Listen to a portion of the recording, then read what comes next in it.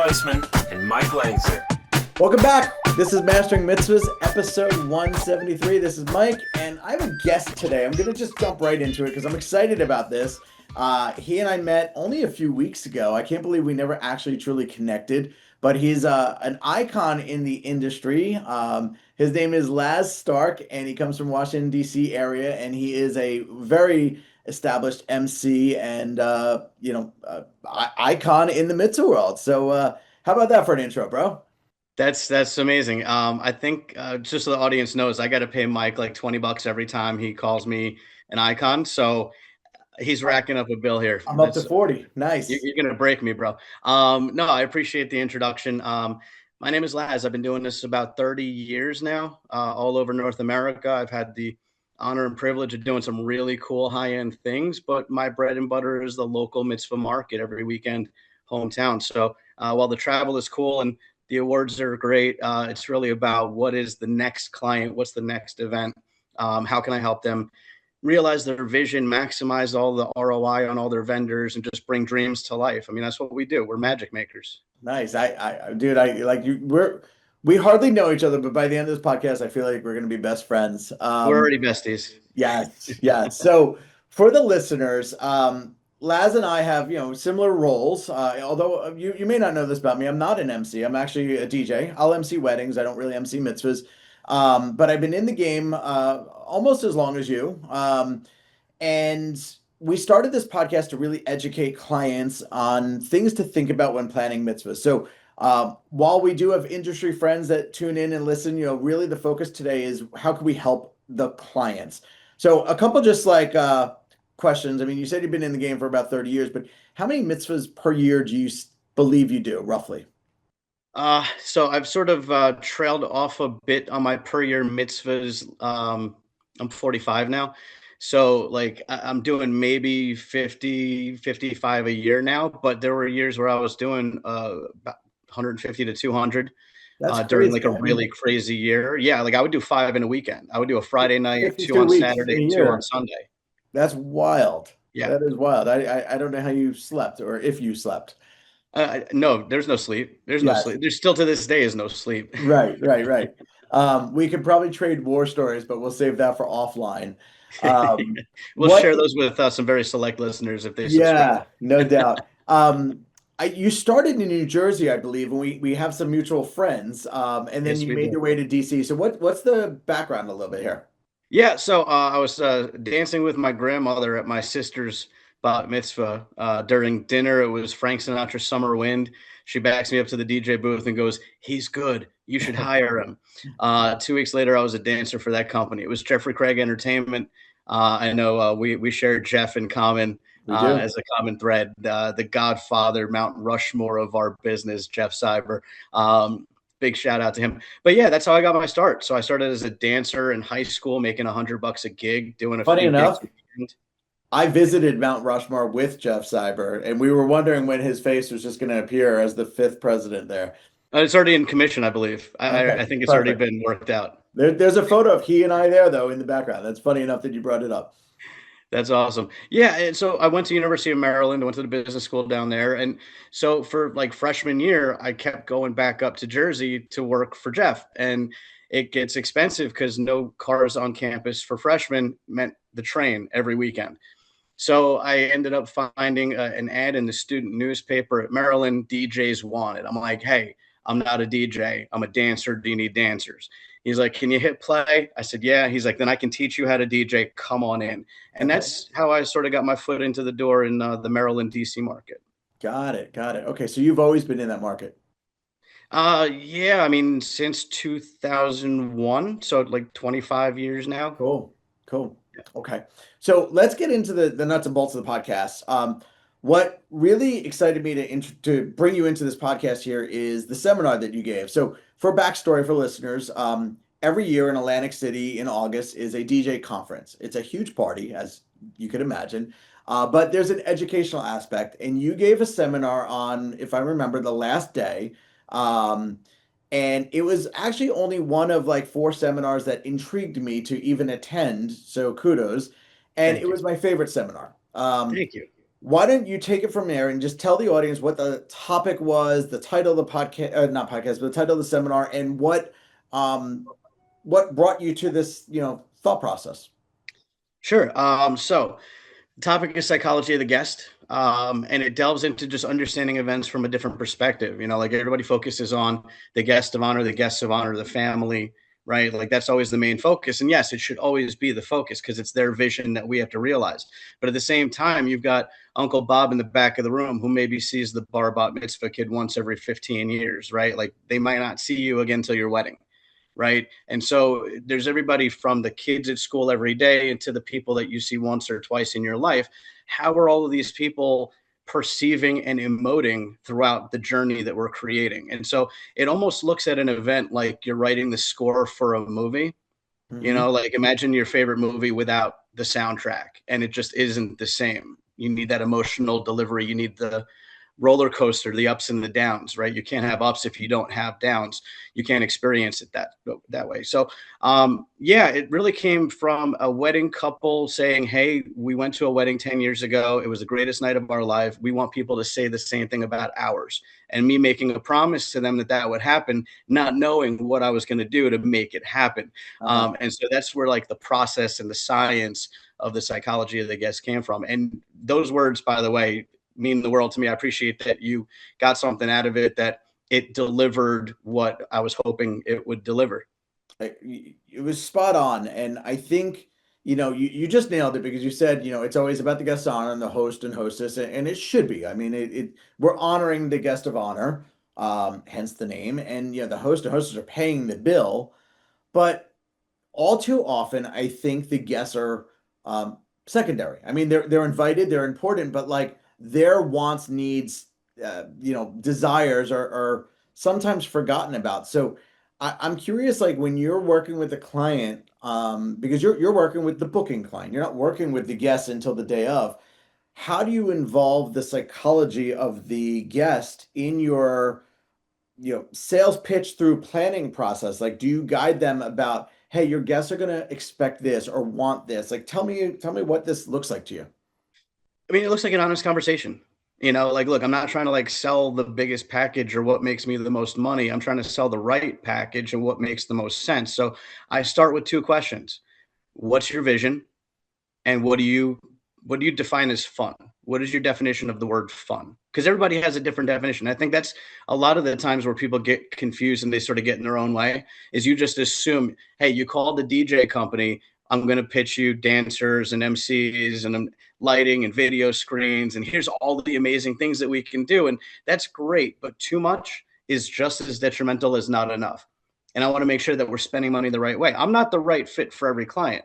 I literally just got off the phone yesterday with a client who I recommended somebody else because they wanted a type of party that isn't conducive to the show that we like to put on. But I have people on our team who do a great job with the things they wanted, right? So I'm not always the best fit, and I'm okay with that. And so I have a very honest conversation with my clients about all of the things. I'll tell them, listen, if you're having confusion or anxiety over decisions that you have to make with photo, video, lighting, decor, catering, the venue, like bring me into those conversations. Like we are 7 vendors that are on the same team, and we have to be aware of what's happening with everyone else on the team, right? Like you get this. Very few people in our business do, unfortunately. We are the face and the voice of everything happening that day or that night, right? Like the experience that those guests have. So if there's something wrong with the food, they're looking at me because I'm on the mic. They don't know who else to look at, Right. right? They don't know who's in charge and who can fix their problem. So they look at me or they come up to me. And so I took that as let me learn all these other aspects of the business so that I can have conversations with people. I can understand what a concern actually is. I can understand where the pitfalls might really be. And in doing that, I can help maximize the investment you're making in food, in beverage, in lighting, and decor, because we understand the thing from like a 30,000-foot perspective, Yeah. right?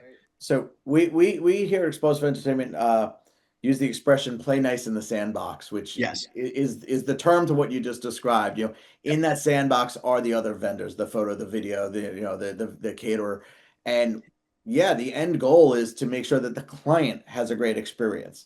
Well, let me ask you a question though. I'm just going to start to jump in here, but let me ask you Please. this. How many times you see like a DJ, they go over like the timeline with all of the other vendors, or they work with a timeline that's been given to them, right? There are so many times where I have that meeting before the event runs off, before guests arrive. You finally have that team meeting where everyone's on the same page. When is the meal service happening? When are the important moments happening? I ask the photographer and videographer, hey, how do you want to frame this moment? Where do you want us to pose the people in this moment? By empowering them to make those decisions and not just assuming they want the DJ booth as the backdrop or they want the balloon arch as the backdrop, without making those assumptions and opening it up, it actually helps us play nice in the sandbox and build those relationships with the vendors, because we are Absolutely. taking into consideration everybody's opinion, what works best for everybody. Yeah, 100%. I mean, because we do events every weekend, like literally everything you're saying is like ping ponging in my head of events that I just experienced this past weekend. And maybe just to touch on it for a quick second, because it's such a like a hot topic with me. This is at a wedding, different than a mitzvah, but it was at a wedding, and I'll be honest, the venue created well, no, I think the client created a timeline, gave it to the venue. The venue just kind of said yes, and we didn't agree. We thought from a guest perspective, it was clunky. So let's tie your psychology of the guest back in. It was very clunky. There was too much movement between different rooms, different areas. The energy was going to be really, really low for a very long time, and then finally the energy would be high for the next 2.5 hours. And when I sat with the client, I said, think about it from your guest perspective. After they have cake and coffee, they might dance a little bit, but not 2.5 straight hours. How are we going to change this? And they were pretty adamant, stick with the timeline. This is what the venue does. And of course, the day of, we were able to tweak it a little bit, thankfully. And the venue, Laz, you would so appreciate it. The venue literally came to me right after all of the formalities and said, good luck. We usually don't see people dance like after, formalities like this. And I was like, game on, challenge is here. And we nailed it. And it was awesome. It was epic. In full honesty, it did fade a little bit that last 30 minutes, because 2.5 hours of dancing straight with zero formality is really tough. But that's a great example of the topic that you bring up, of just playing nice in the sandbox, getting to know all the vendors, and let's tie it back to the guests. I want to ask, if I can, I want to ask a quick question real quick about that. So you're Yeah, telling me that this venue created a timeline that you knew wasn't really going to be conducive to a general flow for a crowd experience. And yet at the end, they said, man, people don't usually dance. Like, they were surprised that people don't dance to the schedule that they've created. And yet right. they still keep pushing that schedule. Like, to me, there's a disconnect when it comes to any wedding professional who insists on sticking to a formula that doesn't work, and proven time and time again that it doesn't work. I love that So you're analyzing this. This is so good, because our coordinator in our office, who was working with the client, insisted that this was a bad idea. yep. And, even when the coordinator called the venue and said, hey, can we work on this? The venue says, I don't know about you guys, but this is how we do things. Like, you've never been here before. And it was kind of standoffish. Um, And, she at one point, like, literally said, do you have an attitude with us? And he's like, no, I'm just looking out for what's best for the client, what's best for the guests. Um, and it wasn't until we were there on site that we were able to prove ourselves, Yeah. like the script changed day of, which was cool. And I actually believe now I have an opportunity to go back and work with the venue and educate them on a different flow. Really, it's just interesting how it all came to be. Well, I mean, look, in my talk, I say that, people do business with people they know, like, and trust. Right. And so the first time we ever work at a venue, they don't know us, Right. regardless of our reputation, regardless of what people have said about us, regardless of our social media followings. None of that matters, because they are trusted with the most important day in somebody's life, whether it's a mitzvah, wedding, whatever it is. Right. And so they have to put their name and reputation behind a vendor. Now, being the first time, that's sort of like our audition in this space. Now that you've had the audition, they know the level that you play at. Now they're willing to hear your conversation. Now they're willing to listen and say, you know what, maybe this guy does know what he's talking about. I mean, I had a bar mitzvah years ago. I'll never forget this. Years ago, had the dance floor jumping. And I mean, like, it was one of those, like, people sweating, whipping stuff over their heads, going crazy on a dance floor. Had them absolutely jumping. The father comes over, and this is how old this story is. The father comes over to me with a CD and says, "You got to play track number 6, right?" So I take it to the DJ booth. I give it to the DJ, and he calls me. He's like, "You got to come back here and listen to this." Gives me the headphones. It is just some awful like Euro dance track that's just not going to play at all with this crowd. And so I go over to the father. I'm like, "Listen, I'm happy to play this track for you, but not right now. I'll play it for you in a little bit when we can sort of fit it in the right way, but it's not going to work right now. This is going to clear your dance floor." He's like, "Nope, I know my crowd better than you. You don't know what you're talking about. Play my song." I said, "All I had to do was give you my assessment of this, but if you, barring that, you want to go against medical advice here, we can do this." And so we put it on, and immediately the dance floor cleared. Immediately, I looked at the DJ and said, "Put on whatever the popular line dance was at the time." Mm-hmm. Everybody rushed back to the dance floor, and the father came over. He's like, "You really do know what you're doing." You have those moments, and it's kind of hilarious. It's like, you spent a lot of money on this. Like, I was hoping you trusted me before I got here. Right. Like, I really was hoping we had built that trust, but sometimes you have to build that trust on site. It sounds like you did a good job of it. We did. So let's take it away from this story. And just remind clients, I mean, we always preach, hire the right vendors, trust the right vendors. And there's a reason why we're making suggestions, not for our benefit. In fact, a lot of the times things we suggest make our lives harder, but it's for the benefit of the celebration. Yeah. Yeah, without a doubt. Absolutely. And look, it's important that people know that this is a team sport, like a full contact team sport. So, your team of vendors does matter. Like, yes, you're hiring, individual companies, individual human beings with their own perspective, their own vision of your vision, but those people need to come together, right? And so we recommend people that we know do a good job, that we know we can put our name behind, that we have worked with enough that they sort of know some of the things that we do on the regular. This is how we do our Hora, right? Like, this is how we do this or that or the other thing, so that we can have those higher level conversations on site that make the photos better. Yeah. All right, let's take this back to psychology of a guest. Sure. What are some tips that you give to a client that will help their guest experience? And maybe for the sake of this podcast, let's hit this in like 3 topics: cocktail hour, reception, and like last hour of the night. Yeah. I mean, look, cocktail hour, that's your time for people to come in, like even kids. They got to come in, get used to the space, say what's up to each other. Like, there's that social awkwardness. You got introverts, you got extroverts, right? So you have all of these people who are coming together and don't know what's about to happen tonight. So you have like this exploration phase.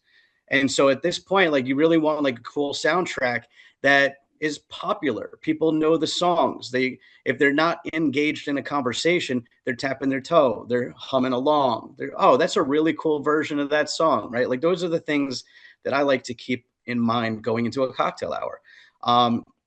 Weddings, people are traveling, mitzvahs, people are traveling, right? So it's what were their experiences before they walked in the room, and then what is their experience when they're walking in the room, right? It should be a welcoming, warm, come in and enjoy yourself. We're going to have fun. We're all family tonight. Like, that should be the vibe. With the kids, typically we'll have the kids in the main room with us, with the adults in the foyer, so to speak, depending on the venue. And, we give the kids a chance to get to know each other, get to talk to each other and vibe as well. And like 20, 30 minutes in, that's when I like to do like a trivia about the mitzvah star, like some icebreaker type of a game where everybody can participate, even if you don't know someone to partner with, right? Like, this is your chance to sort of like, answer questions about the guest of honor. And, we do it as an elimination game. Lets you go get, something to eat, something to drink, go visit the photo booth, things like that. So it's really just about a warm up, breaking the ice. We don't really want to jump in. Now, when we talk about opening doors for like the reception, second phase here, we don't send people to their seats. Mitzvahs, a lot of the times everybody will dance into the room, and, we'll do like a 10 or 15 minute dance set before we introduce the family. Maybe we'll do one more. One of the biggest pieces of advice that I give is I don't do the Hora up front.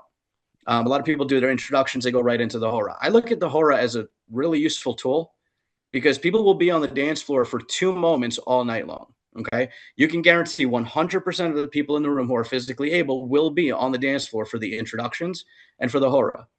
So for me to back those is almost like a wasted moment for me. So I will come out of dinner, candlelighting, montage, whatever we're doing at the meal. I'm going to come out of that with the Hora, because now I'm going to grab everybody from their seats. Now I have you for the big dance set following dinner. I got you till the end. Once I start you on the floor, you're going to stay on the floor with us.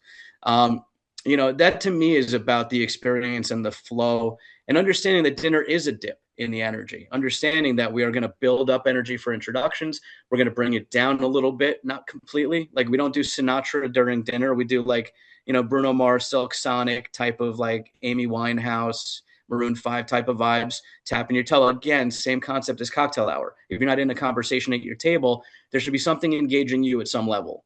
And then, I call it my 3 circles. So we got the introductions, your first circle. We do the Hora after dinner is your second circle. And then I close things out with like sort of the bring it all together at the end circle. 20, 30 minutes before the end of the night. That's your Sweet Caroline type of a moment, right? Where everybody wants to come and like put their arms around someone and sing, right? Because now we're going to end the night the way we started it, with all the love and energy surrounding our guests of honor, our family on the dance floor, right? And so for me, it's about understanding and creating that flow. There's going to be a lot of other things that happen in between all of those moments. And our job is to flow and adapt and do it as we need to and as the crowd is asking of us, right? But I was just talking to a friend this morning, and I think the phrase was, stop using a dance floor as your barometer.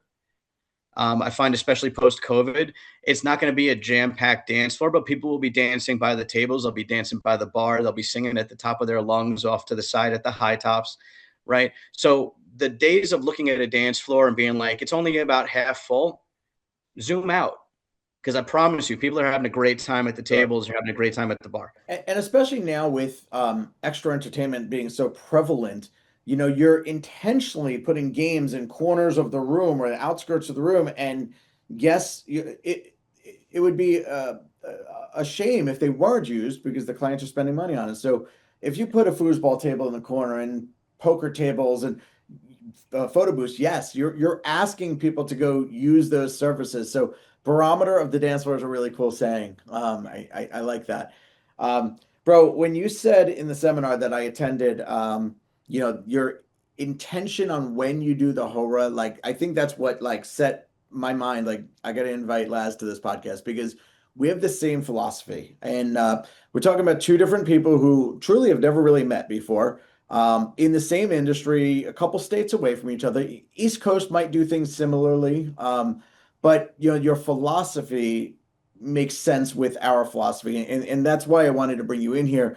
We're not the right company for everybody. Also, maybe price-wise, maybe philosophies, but knowing that there's a similar style to ours in Washington, D.C., to me is so cool. I also want to hit That's one on of the one cool more things thing. about DJX, right? Like we meet all the DJ. That's the thing, right? People go to DJX and they're like, oh, I'm going to get business out of this. And you're really not, because you're just talking to other DJs. And we're really not going to do much business together. But there's really great connections in other markets. So if we do have clients in a different town, if we do have somebody who, I don't have anybody on my roster, but I know someone who's awesome in Jersey that can come down on the weekend and kill this thing for us, right? Like, so it's really about the connections and the relationships. And I'm glad that we finally connected after all these years in business. Absolutely. So for years, I use an expression that hits so well with this conversation, and I never put it together. But I always talk with clients about the psychology of winning over kids during cocktail hour. And the way that you describe that you separate the kids and adults during cocktail hour is very similar to us. And when clients say, what do you do with the kids during the first hour? I always say that's our time to get to know them and break the ice. Sometimes it's just conversation. The dancers are talking about sneakers and sports and who's dating who, and it's literally to get on that like cool factor. It's so that the kids like us. I always say that we're the cool kids at the party, and we have to break the ice and let them know that it's cool to hang out with us because you're cool too. So a client says, oh, well, what about games for cocktail hour? Often I say they may not be necessary. Well, what are you doing? We're breaking the ice. We're having a conversation. Well, that's it.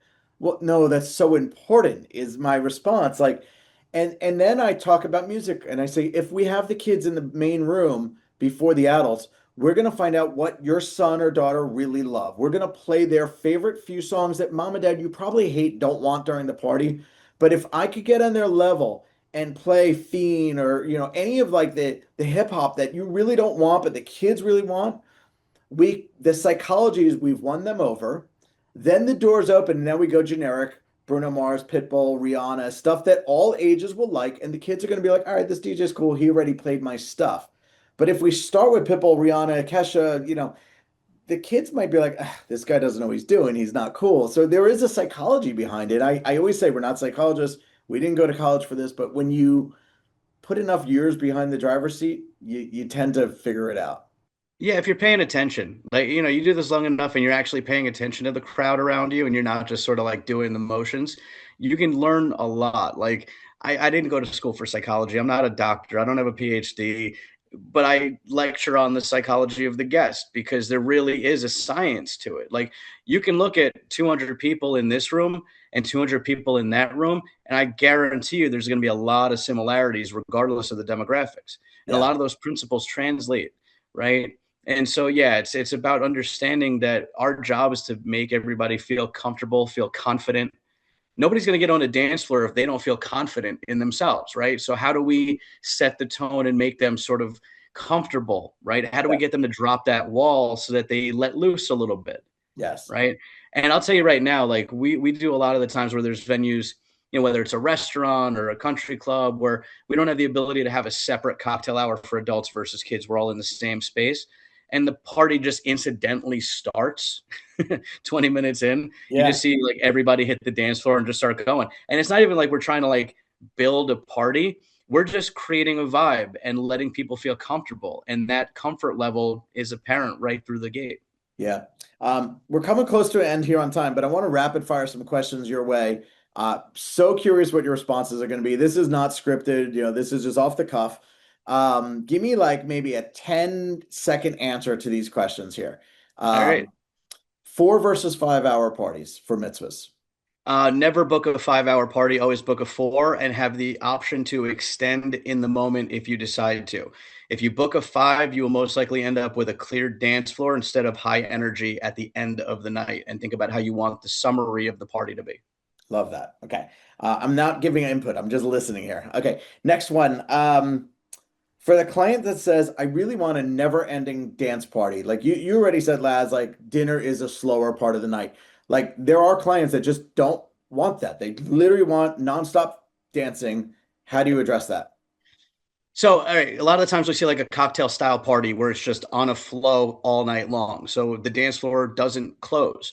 And so we'll intentionally build our arcs. We'll intentionally hit that roller coaster. The low not being necessarily slow songs, but sometimes it's just the sing-alongs. Maybe that's the Backstreet In Sync Britney set where everyone's singing to the top of their lungs. Maybe it's the Killers and Panic at the Disco, something like that. But we sort of use those sing-along songs as the dip to sort of control that flow. Because again, you can't have high without a low to compare it to. Right. Love that. Okay. What is the next evolution of psychology of a guest for you? The next evolution actually is I am currently writing the book, literally. I've got about 200 plus pages written, and I'm in sort of editing phases right now with some guest readers giving me some input. So hopefully we'll be launching that soon. And then hopefully I can share this information with a lot more professionals in our industry. Rising tide lifts all ships. There's no such thing as competition, just people that we collaborate with and people we don't collaborate with. So if we can improve the entire industry, not just DJs and entertainment, but all the other sectors of events, then everybody's better off for it. I love that. Congratulations and kudos. We wrote a book as well. Mastering Mitzvahs, the podcast, became a book almost accidentally. I was one morning listening to a podcast or listening to an audiobook, sorry, when I was out on a morning walk. And it just like dawned on me, I'm like, I have so many, we had about 150 episodes of this podcast at that point. I said, why don't I turn these episodes into chapters and release a book? And it went from concept to publish in about 3 months. So it's very Amazing. doable. It's a process, but good luck with that. Amazing. Congrats My to you guys.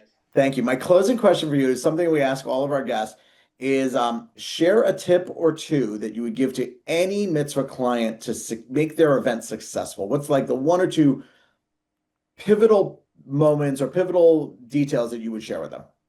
I mean, in all honesty, it's the two questions I ask at the very first meeting and the planning meeting the week before your event. What is your vision?